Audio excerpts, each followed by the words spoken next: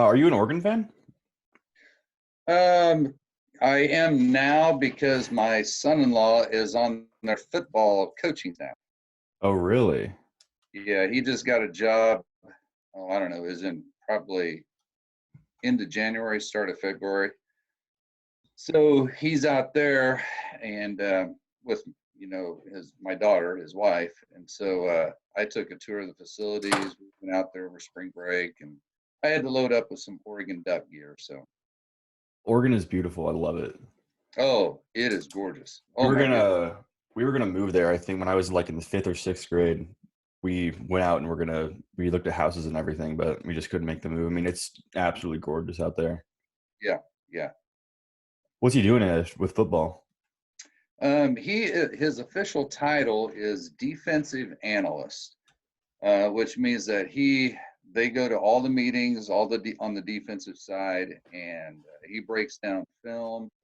Uh, he gets to be on the field a little bit, not as much as probably what he'd like, um, but he gets to work with them just a little bit. But he's mostly in meetings, breaking down film, scouting other teams, Huh, things like interesting. So you went to Oregon during spring break, and then the spring break was obviously extended a little more than we were all expecting. more extended. What have you been spending your time doing besides school, of Well, course? I don't know if you can see the background. I've got a picture of Cinderella. I've got all this is my daughter's room that I had to convert to like my office. Uh-huh. Um, so that's kind of what I'm been holed up in, and just trying to do the best I can as far as teaching anatomy online, which has been a little different. Um, it's just I'm used to talking, and it's just a little out of my realm to do it Yeah. remotely. Um, but you can't do a whole lot when you're quarantined and you're supposed to be staying home, and you can't Hmm. do a whole lot. But I have gone out. I've started on nicer days. I started riding my bike. I try to do that to try to get off my quarantine pounds that I've gained over this break. But I'm trying to lose weight, and I try to work out the best I can. So I've been trying to keep a little bit physically active. Yeah. I saw the video that I don't even remember who posted it, but the cool cats and kittens. Were you a big fan of the of Tiger King? I have watched that show or that documentary. Yes, yes. It's something else. Well, and so I had heard about it, and then my daughter says you really need to watch that because after every episode, there is something just new that just blows your mind. And I said, "Good Lord!" After the first one, how can I have insurance? After each episode, I was going, "You got to be kidding me!" Yeah. This just took another twist, and it's just I guess, I guess that's why I kept watching it. But I do feel like my intelligence level dropped quite a bit after I Oh, got done. I completely agree with that. I mean, I heard somewhere that like it's one of those shows where you can say this outrageous stuff that happens in the show, but you still wouldn't even spoil it. I mean, it's Oh just yeah, yeah, there's just so yeah, much that happens. It's insane. I yeah. actually know some people that have been there. I hope they didn't eat the food that they had in their Oh little my gift shop or gosh. anything. I mean, it's just insane. Uh, Yeah, have you been doing anything else for fun? Just trying to keep your sanity? yeah. I had a I've had some suggestions on what I could binge watch on Netflix. I've been trying to catch up on movies that I've missed. Uh, I did get caught up on the Avengers. I watched Avengers Endgame, or I'm sorry, if Infinity War and then Endgame, and I thought those were two of the best movies I'd seen in a long time. I was very impressed with all of that. But yeah, just trying to catch up on movies that I haven't watched. That way I can be part of the conversation when people talk about them. But those are really good movies. Yeah. I've actually started listening to podcasts on volleyball and basketball and trying to learn some things that maybe we could do with the teams for next year. Stuff We'll like for that. sure have to So, get into that later because I want to talk about kind of like the future. okay. So growing up, are you from Kansas? I am. Where? I grew up in a town of about 100 people. It had an elevator, a grain elevator, it had a gas station, and it had a Catholic church. And it was called Seward, kind of like Seward, Nebraska, but it's Seward, Kansas.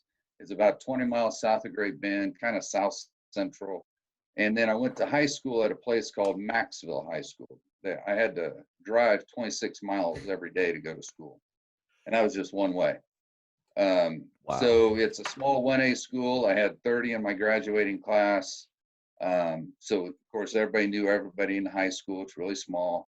We were called the Mighty Maxville Mustangs, and Playing that's where I went to sports? high I school. guess, did you just play all the sports? I did. So times back then, and it's been a while, were a little different. We only, being a smaller school, we had basketball. Well, we had football, which I played football, played basketball, and then we only had track for spring as far as male sports. Hmm. And in the summer, we played summer baseball. So really, each season lasted about 3 months, and there was no traveling teams. There was not anything that they had today. But whatever season it was, that's what sport you played. And because it was just such a small school that kind of everyone played sports. Correct. Well, yeah, we had to talk some people into coming out for football or trying out for basketball. Um, but yeah, basically everybody that had some sort of an athletic bone in their body would probably try and play. How was the competitiveness, or was it all just kind of just for fun? I know me personally, and as well as a few of my teammates, we were really competitive. In football, my senior year, we had a really good year. We went 7-1, and back then, um, the way they did playoffs is a lot different than what they did now. They just took the 8 best records in the whole state and put them in the playoffs. But we had an open date. Nobody wanted to play us. And so we ended up with a 7-1 record, which was the 9th best record. And so we missed out on going to the playoffs. So we had to go home. But we had a good year, and basketball was okay. Track, I went to state track and field. I went in high jump and long jump. I think I went high jump my sophomore, junior, and senior year, and then long jump. I think just my junior and senior year. I think. See, it's been that. That's how long it's been. I can't remember. So what I guess, like, did your family work kind of, was it like a We were farm farmers. or farmers? Yeah. Yeah, and so so like when we in the fall we have Milo harvest, Hmm. and that's kind of a big deal. But we'd get done with football practice, and then immediately we'd drive to the field, and we would cut Milo until it was, in 9:30, 10, which it's already dark by then. In the summer, then the important thing is wheat harvest. And so if you're playing baseball, you couldn't do any baseball for about 2 weeks. I mean, you just took care and you just went and farmed, and that's what you did. Um, so that was kind of the life of a farm kid. We did a lot of working outside of our regular schoolwork and sports. So I talked to I've already interviewed Schmitz and Exum, and they both obviously have for Exum, but surprisingly for Schmitz, kind of musical backgrounds. Were you a music guy at all? Just I listening? I pretend I am. I'll sing to YouTube videos and stuff like that, but I played. I was in band. I played the trumpet, and I did that until my freshman year. I think after my freshman year, I was done with band. I didn't practice as much as I should, and I kind of lost interest. Now that I'm older, I wish I'd have kept up with it and just kind of stayed in band shape. But Yeah. I did. I was in a school play my junior year. Had kind of a minor role. I can't remember the name of the play. And then I was one of the lead characters for my senior year. But the cast that we had for my senior year, nobody practiced. Nobody remembered their line. Nobody remember. So they wound up canceling our school play. And so I was a little disappointed in that. Interesting. never heard of that happening before. Well, the director, and I don't really blame her. I mean, when you have half your cast that doesn't work on memorizing their lines, they don't come to practice when they should. It was going to be a farce. It was not going to be good. So she wound up canceling it about a week before it went on. Yeah. So growing up, kind of in the boonies in a sense, country Yeah. music was that where it was at for you? Nope, not at all. As a matter of fact, my personal taste in music was I hate saying this, but disco. I was into the funkadelic, especially Parliament and Ohio players. I like the funkadelic Hmm. sound more than anything. But then I really like rock and roll. I have a pretty wide range. At that time, I didn't really care for country music. I've gotten to like that the last 15 or 20 years.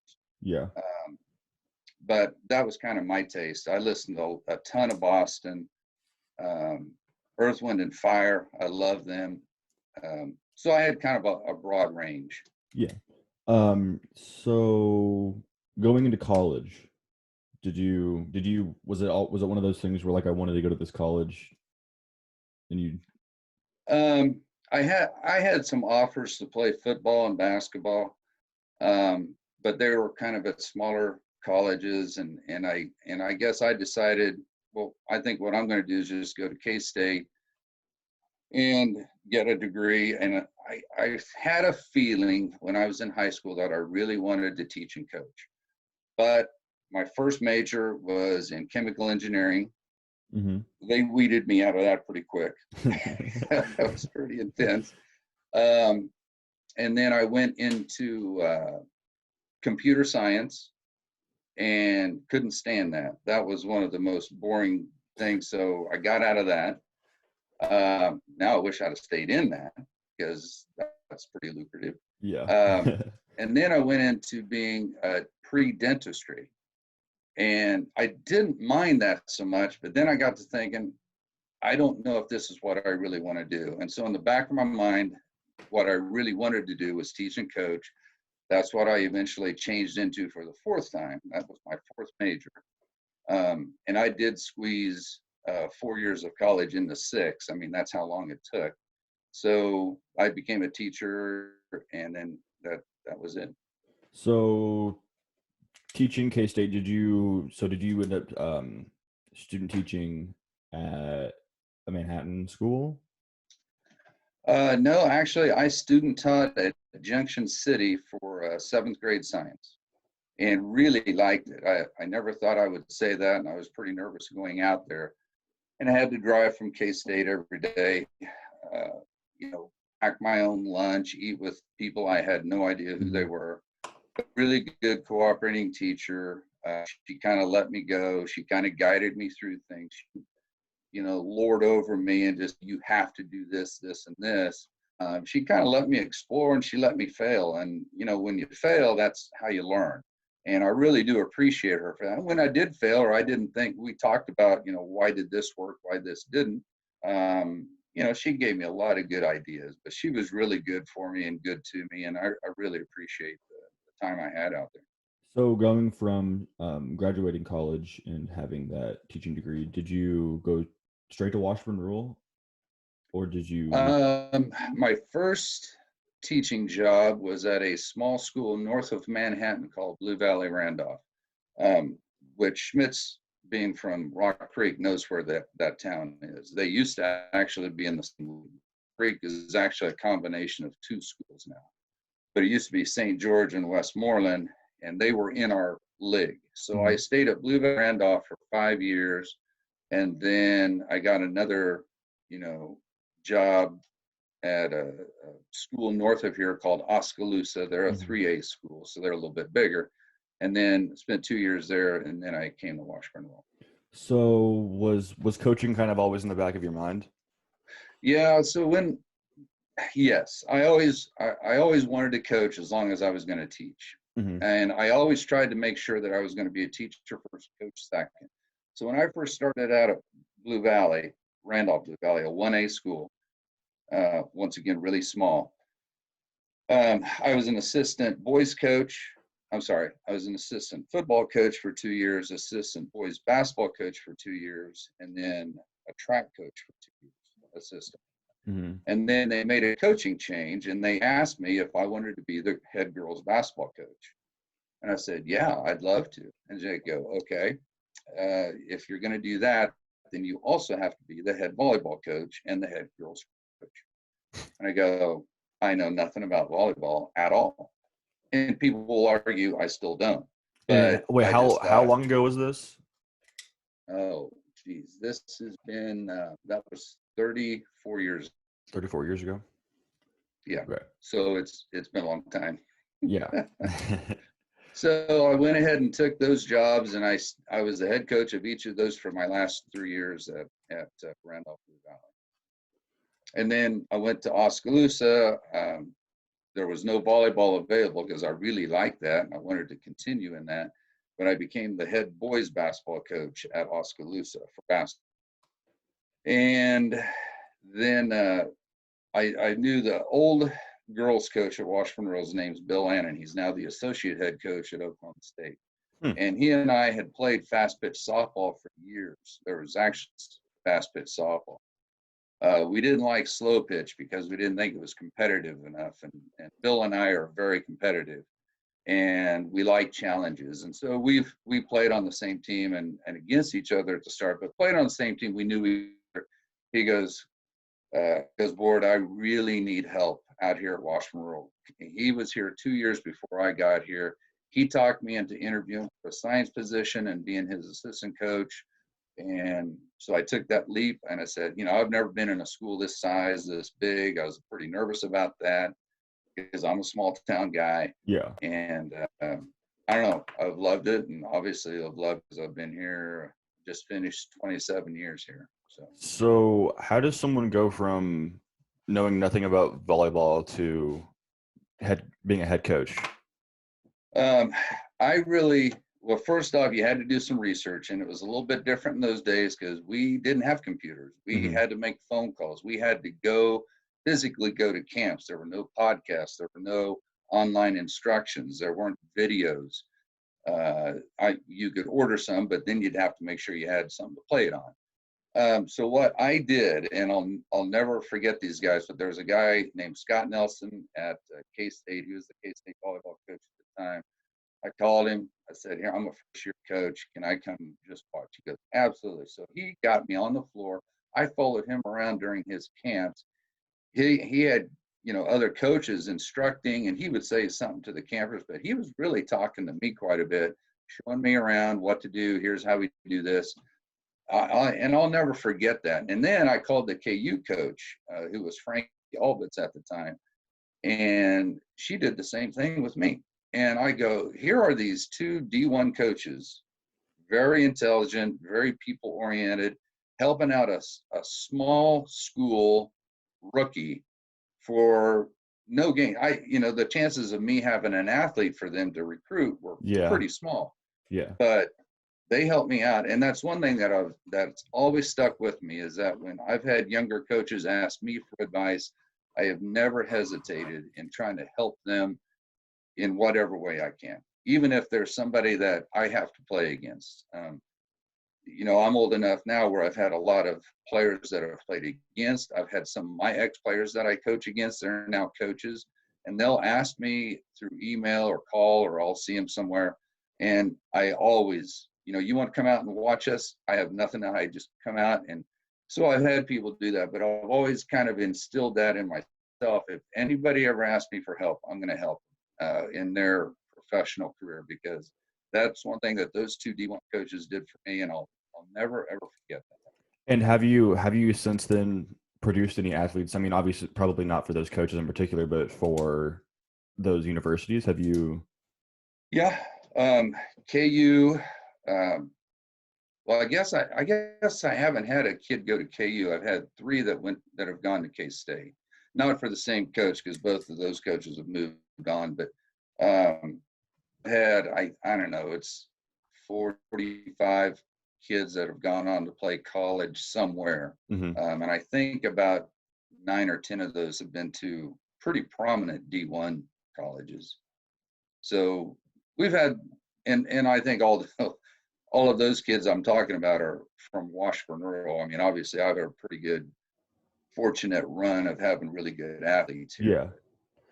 Yeah. So going into Washburn Rural, then you were an assistant coach for volleyball. I was an assistant volleyball coach for 2 years, and I was Bill Annan's assistant for 16.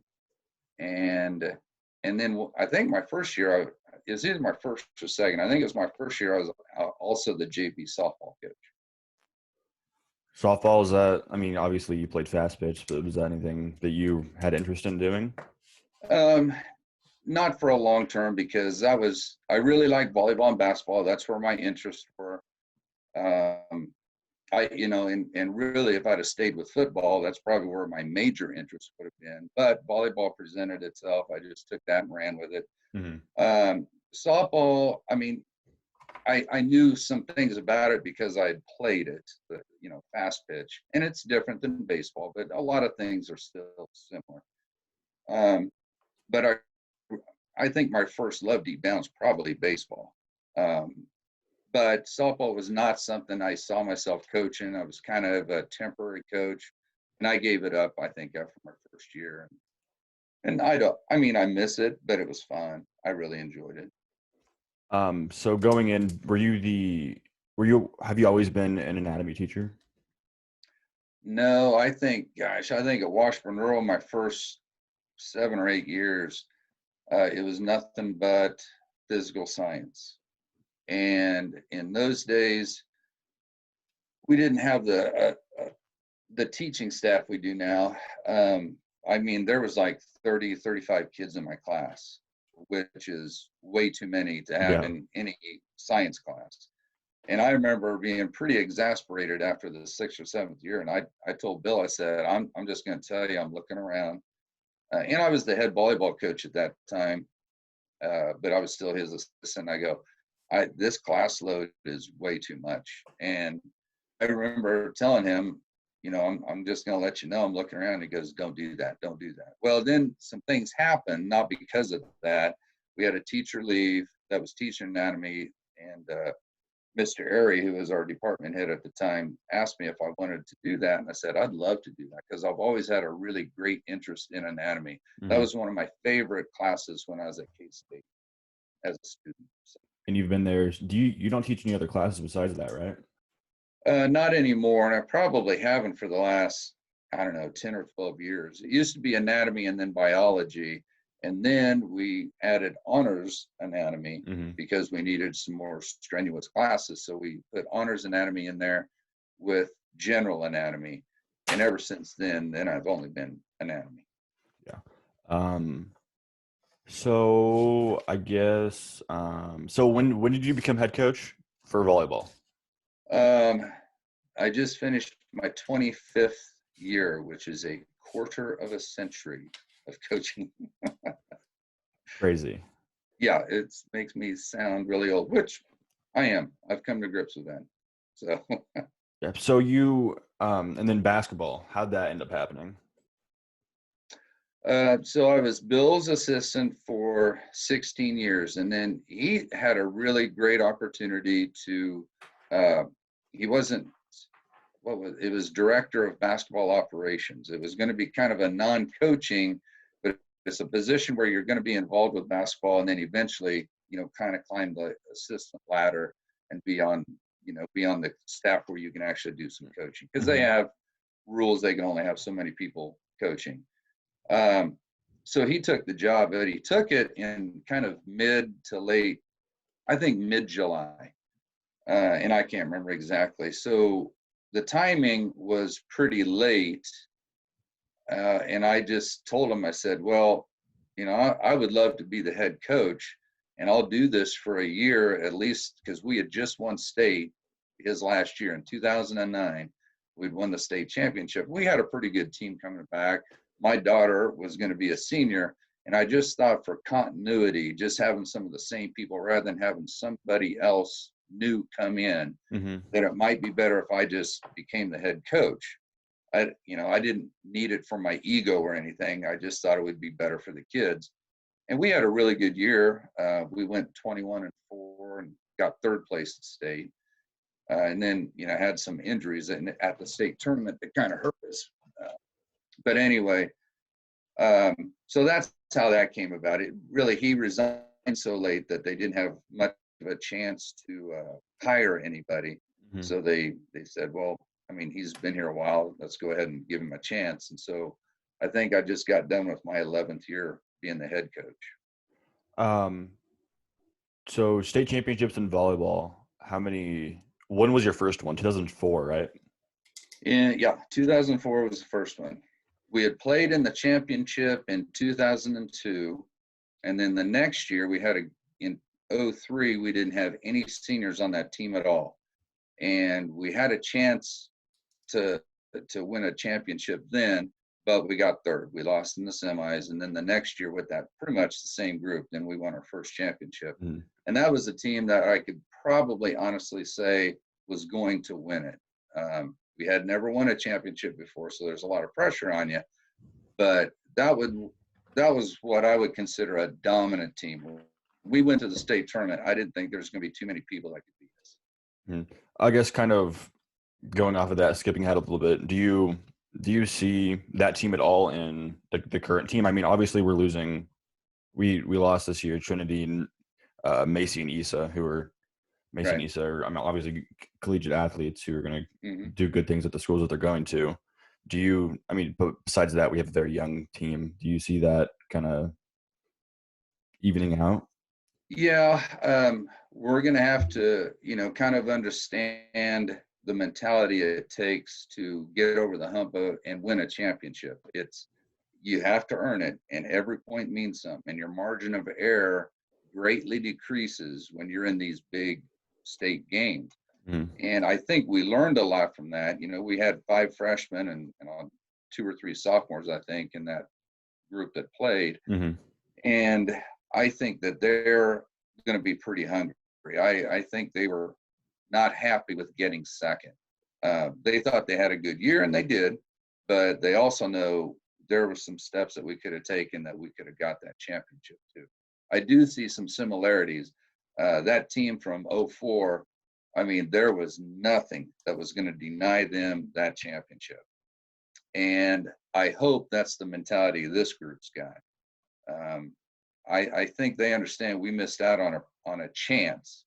And the team we played, the team that beat us, was really good. Mm-hmm. But we had a chance to do that, and we didn't quite get it done. So I hope that sticks with them. Were you at all expecting that outcome, even just to get that far in the state championship with so many freshmen and sophomore, or I guess just young athletes in general? Yeah, I thought over the summer, and I have a pretty good idea usually with basketball and volleyball, unless kids from Kansas City transfer, Wichita transfers, Derby. Some call that other things like recruiting, but there's a lot of stuff that happens. But I have a good idea of teams that are going to be good, and I thought we had a chance. I knew Blue Valley was obviously going to be good.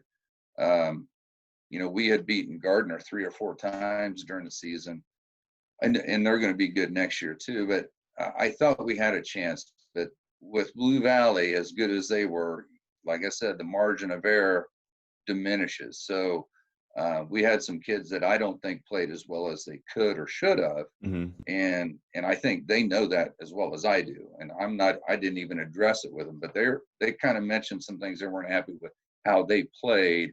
And I think that's sticking with them for next year too.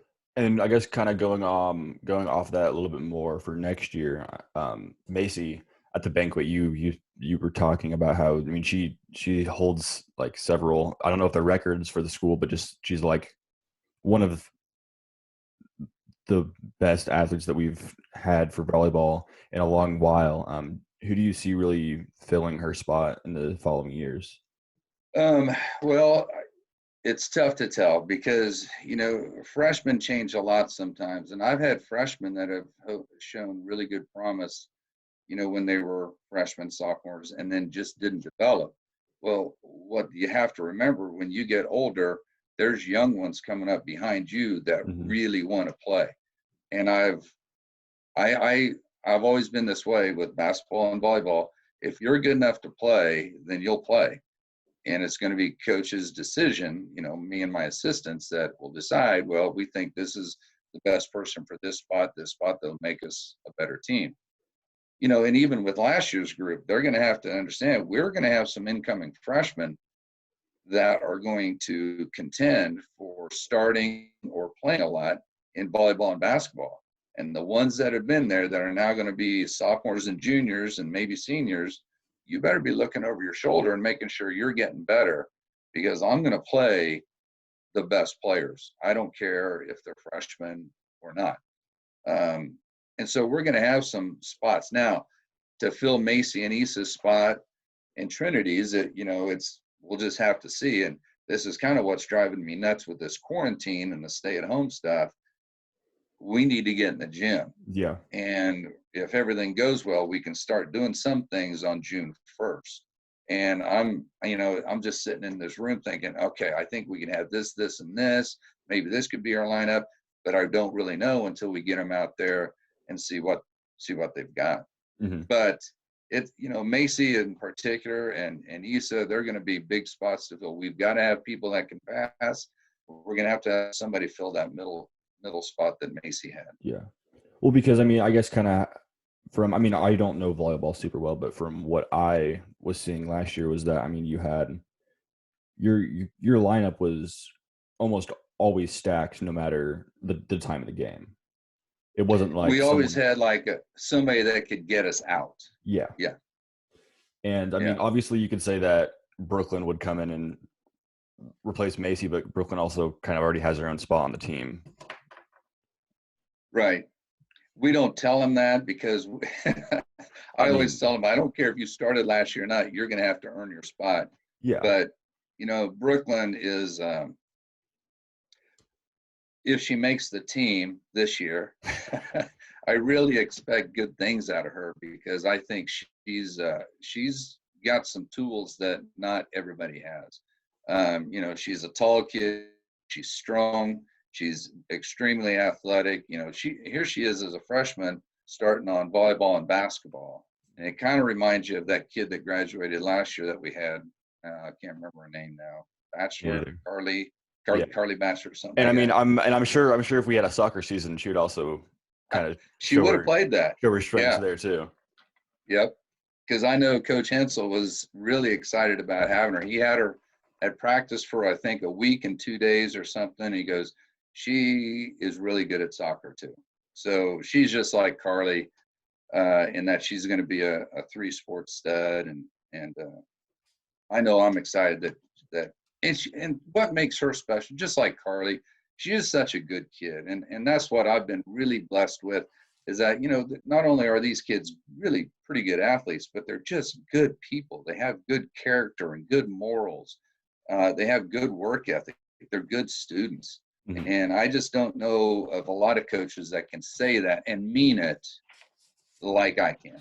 And I guess kind of going off a little bit of that for basketball and volleyball too.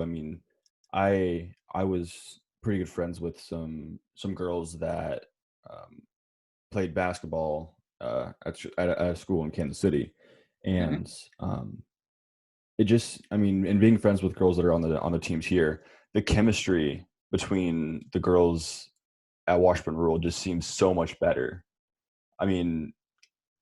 I just feel like they all get along, and even if they don't necessarily, even if they aren't best friends, they're still teammates at the end of the day. Yeah, I totally agree with you. I think that's been one of our strengths, is how we interact with each other, and we kind of make sure we emphasize that over the summer.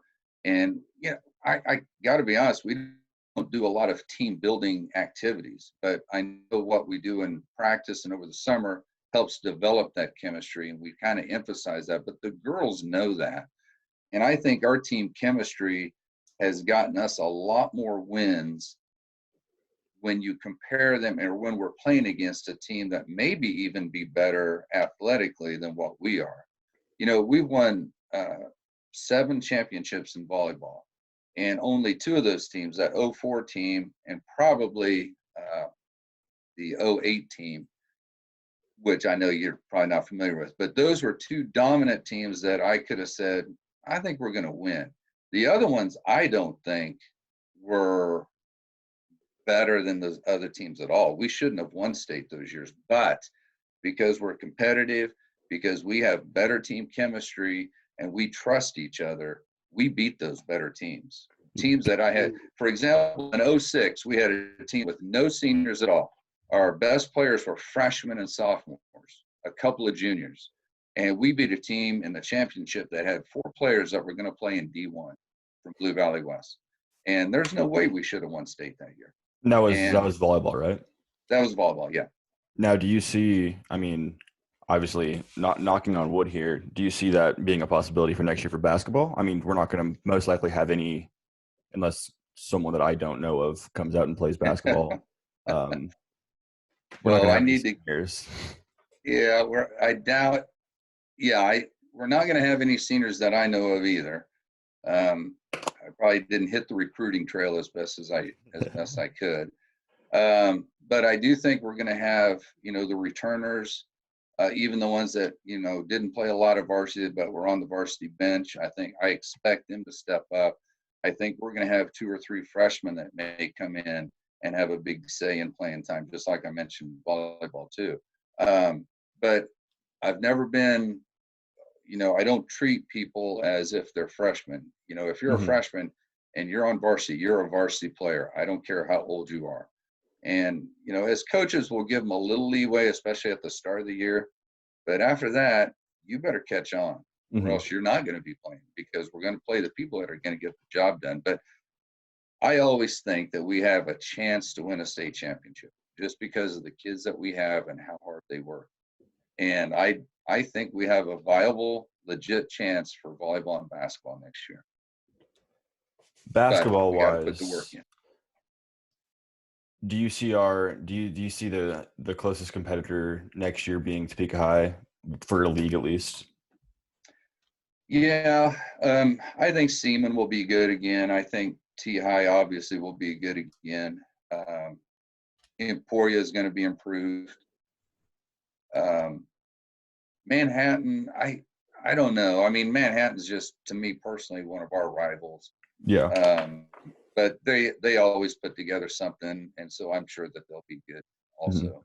And I mean, kind of at least since I've been here, the rivalry has gone kind of from Hayden to more almost T High than anything. Yeah, Just because well, we've gotten so much more competitive in all our sports against each other. right. And I think the T High thing, other sports kind of dictate a rivalry. I know the football team, that was one of their rivalries and one of their big games they get ready for. But to be honest, T High has never been a rivalry, so to speak, in basketball until the last 2 years. And that's because they've had a big influx of Recruiting. talent. Yeah, well, they had some good transfer that got over there somehow. Yeah, but I can't speak to that. But point is, I mean, they've had 2 really good teams the last 2 years, and so I guess now, I mean, I'm still not convinced they're an actual rivalry. I mean, it was cool 2 years ago that we played them in the state championship, and we were fortunate enough to win that. Yeah. But I mean, we still get up for them. We still want to play them hard. This past season we didn't beat them, but we were the closest that anybody came. And they had a heck of a lot more talent on the floor. No offense to our girls, but our girls just play hard and they compete, and that's all you can ask. And hopefully the wins and losses take care of themselves after that. Yeah, and the season, I mean, sadly, kind of came to an end shorter than we would have, or sooner than we would have liked. Yeah. I mean, now we realize that really wouldn't have done much anyway. Right. Wichita Heights, isn't that a new 6A school? They became 6A this year. Yeah. And we lost to them last year. They were our first loss, weren't they? They were our first loss in the midseason tournament. Yeah. Is that going to be, I mean, do you see Wichita Heights kind of being more of a problem in the future? I mean, there's obviously like the consistently good schools, But do you see them being a new, consistently good school? Yeah, and they've had a good past, but the last 2 years, I can't. I know some of the trend with some of the schools is that they'll hire or at least be involved with a lot of the high caliber traveling basketball teams. Mm-hmm. So when a coach gets named as head coach and they're part of this group, then a lot of those kids will come over. I know Olathe North has a lot of kids off a traveling team, and they became a power the last couple of years because of move-ins and transfers and incoming freshmen that were on the same traveling team. And I think that's one of the reasons the state just this year voted in, if you transfer schools, then you're going to have to sit out 1 year unless you have a legitimate move. Now, I Yeah. know people will probably get around that, but that at least maybe help curtail some of this stuff that's going on. Having said that, Olathe North is still going to be good. Wichita Heights will still be good. They're they've got a kid that's probably one of the best players in the whole state that blew her knee out this year, right at the end of the season. And she's only a sophomore, so she's going to be around 2 more years. Yeah.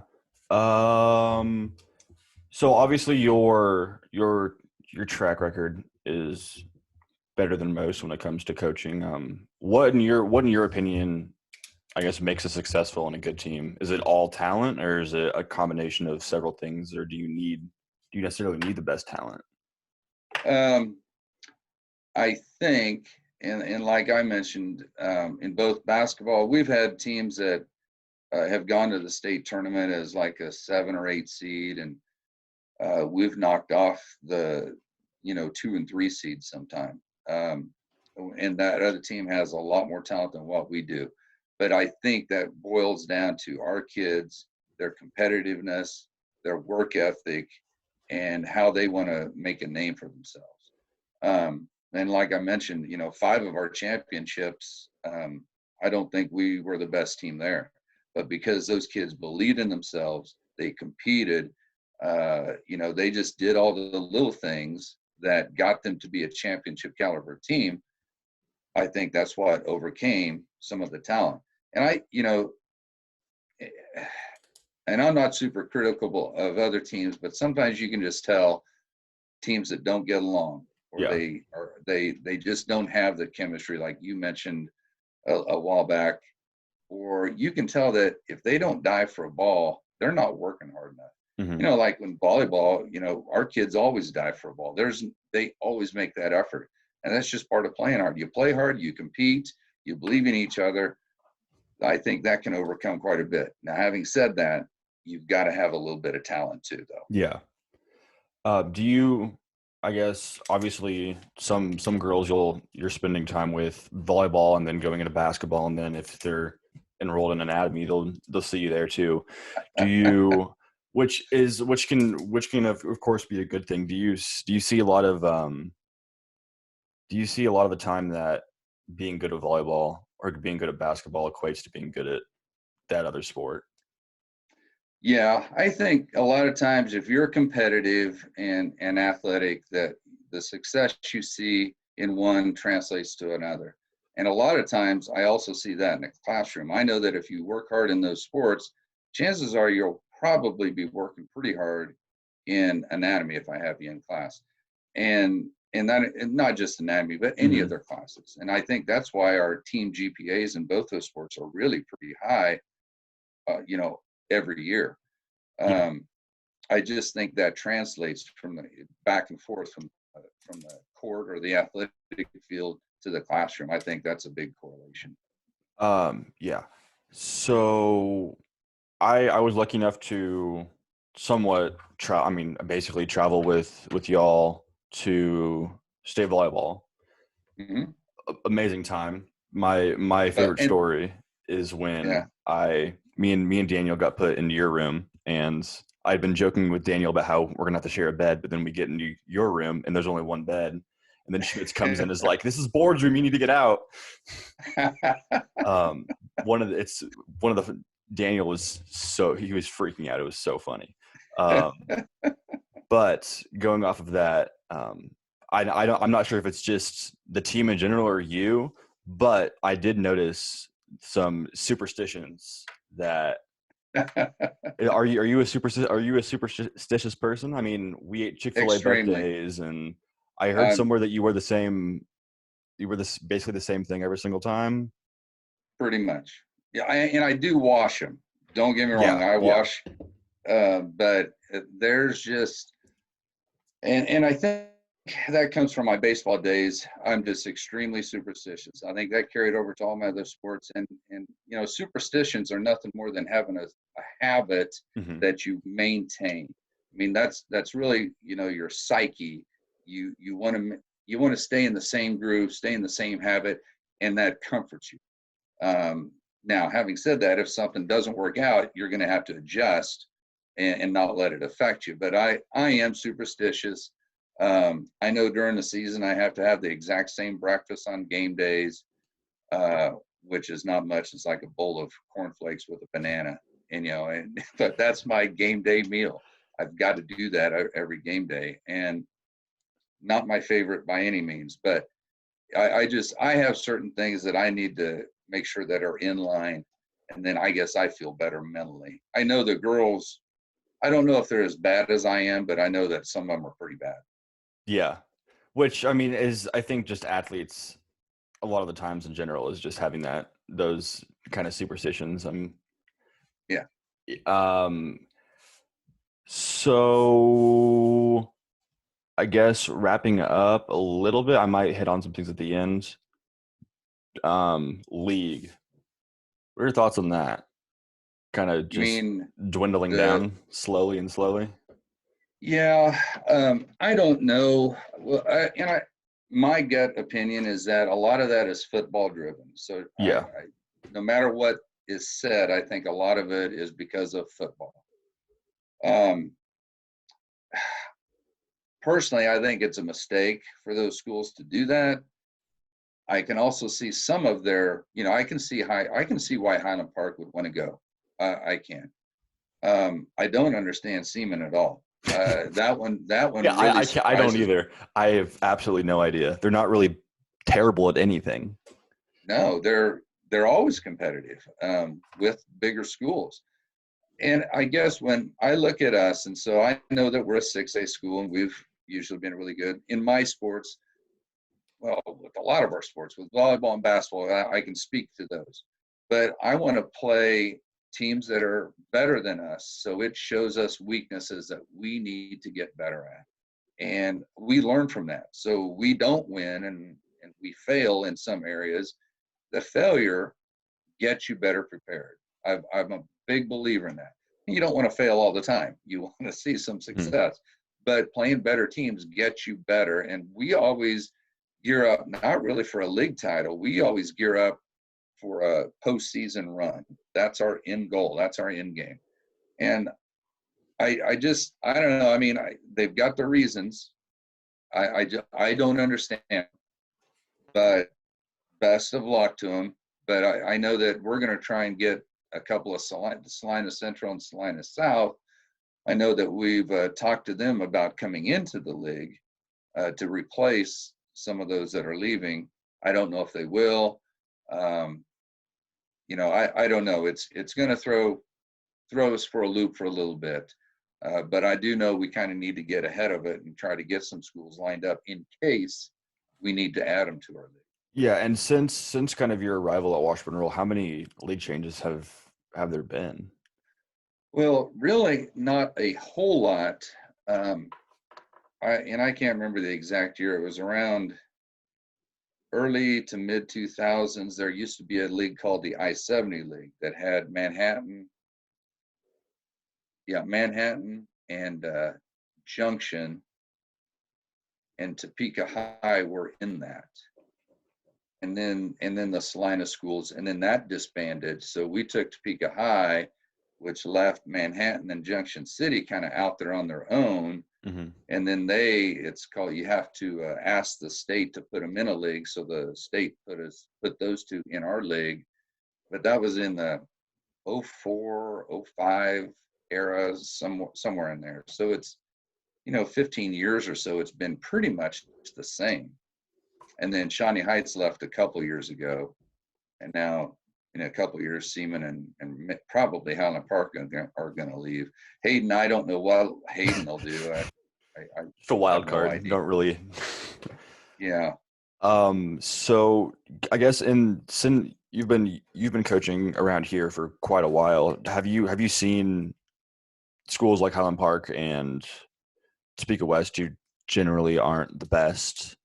Have you seen them like at their highs, or have they had highs? Yeah. Yeah, because I know when I first got here, Highland Park had some really good girls teams. There was one year Highland Park had 3 or 4 girls that were like 6'1" and taller and could play and were athletic. We were fortunate enough to beat them, but I mean they had some good teams.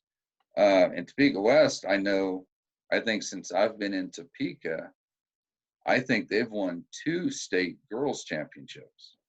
I think the last one was around the early 2000s. That's how old I'm getting. I can't remember,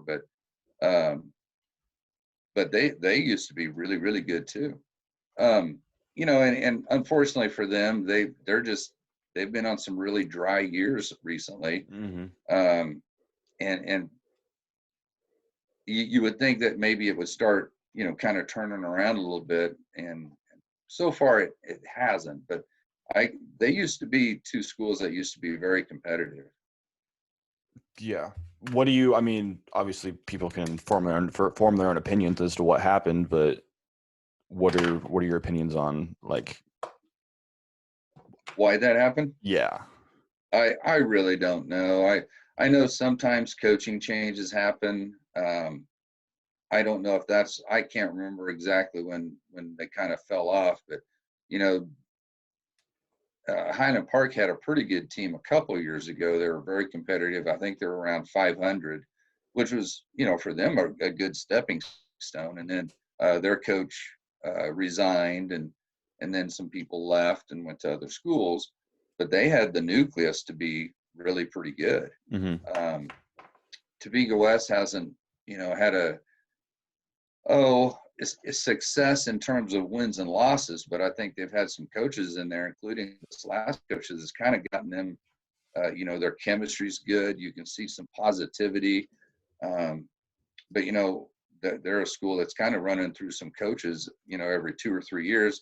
And I think one of the keys is finding consistency. And, I think you need coaches that are going to be there to get through some of those rough times. And I think they'll see the benefits of it. But, when a coach is only there 2 or 3 years, sometimes that's hard to build up too. Yeah. I guess my next question would be for volleyball. I don't really ever think of Centennial League schools being the biggest competitors. I mean, obviously we have Hayden, who's not bad at all at volleyball. But then you have schools like Junction City, who their sub-state performance is obviously not the best in the world. Yeah, right. They're really good. Yeah. Well, Junction, they won their first match, and then we played them in the championship this year, and that was the first sub-state match they had won in, I don't know, 12 or 15 years, which was a big step for them. Yeah. But I just hope that, like I said, I think we have a tradition that I think younger girls see that and really want to be a part of it. And to be a part of it, they have to work really hard, both in season and in the off season. Mm-hmm. So we'll see what happens. Do you? I mean, I kind of came into the volleyball scene this year a little late. Was there really any competition for Centennial besides Hayden? Yeah, Seaman was tough for us last year. They actually beat us twice. They were 2 of our 6 losses, which they had a more experience, and they just have this, Cam Turner is just tremendous, and they had a really good libero with Maddie Steiner. They got us twice, I think. But in the league, I think that was it. Has it really changed at all for a while? We're usually in the top 2. I know 5 or 6 years ago, Shawnee Heights was really, when they were in the league, they were really good. Hmm. I think they might have won the league the last 2 or 3 years. But they had a kid that went to Nebraska and played on their national championship team as a freshman. They had another kid that year that went to Illinois and played on their Final Four team. I mean, they had two just tremendous volleyball players, and they were going to be tough to beat no matter who. They actually won state those kids' senior years, I believe. So, I mean, do you really see any changes anytime soon for league volleyball? Um, if we play the way we should be contending for a league championship. Hmm. Um, but we got to show up every night. We can't assume that everybody's just going to walk, lay down just because we walk in. Yeah. And for the most part, we don't do that. I was disappointed in us a couple times last year because I thought that was kind of our mentality. But there's a three-way tie for the championship last year. We were one of those with Hayden and Seaman. I think we should be right at the top for the next year, 2 or 3 after that, though. Hmm. Do you really what kind of coaching style do you coach with, and does it kind of translate to both volleyball and basketball? Yeah, there's probably, just because of the nature of the sport, there's probably more yelling that goes on with basketball than volleyball. Hmm. I know my reputation is that I'm pretty old school, but I've actually kind of modified that a lot in the last 7 or 8 years in particular. I've become more, I want to empower the girls more and have them make input into what you think we should do. Where is our weakness? And I asked them, and even though I have a good idea, and Amanda is a great assistant in volleyball, and I got great assistants in basketball, TD and WAP also, but we always talk about what we think we need to do. But I always want to ask the kids, where do you think we need to do? How are we going to get there? What are your roles in getting us there? And I think that empowers them. So I always try to make sure that they have a vested interest. And even if they don't play a lot on varsity, they have a say in how they think we should be getting better, both as an individual and as a team. So I guess I want to think my style is, I'm going to ask them questions. Here's how we're going to do. Now, if we're out of that realm of what you said, then I'm going to get on you. And they have to understand that's my job.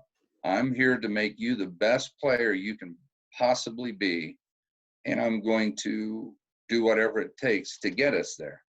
But it's up to you to do the work, because you said that we need to do this, this, and this.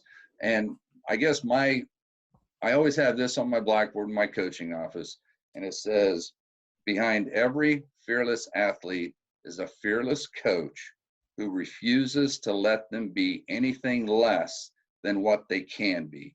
So if I go out there and I'm not prepared as a coach, or I'm going to let them get away with stuff, then I'm not letting them be the best they can be. So they're going to be held accountable.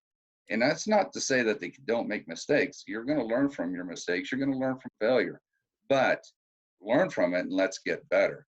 But if it's a lack of effort, or a lack of communication, or a lack of something else that's one of our core principles, then we were going to have some problems with that.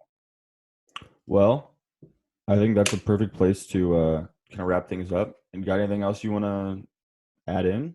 Yeah, I was going to tell you, because, I want to thank you for everything that you've done. It was a blast having you along with the volleyball girls and making those little highlight videos. I mean, I still get goosebumps when I go back and look at those. And I know you did that with, I believe, football and wrestling and some with basketball. But, your addition to what, we're doing at Rural is tremendous. And I really do. And not just me, but the girls, those other sports really do appreciate having you do what you do. So thank you very Thank you. much. It's so much fun to just kind of do what I love to do and have people enjoy it. Well, Um, I wish I had just an ounce of your talent to do that, but I think what you do is pretty amazing. So thank you. well, thank you.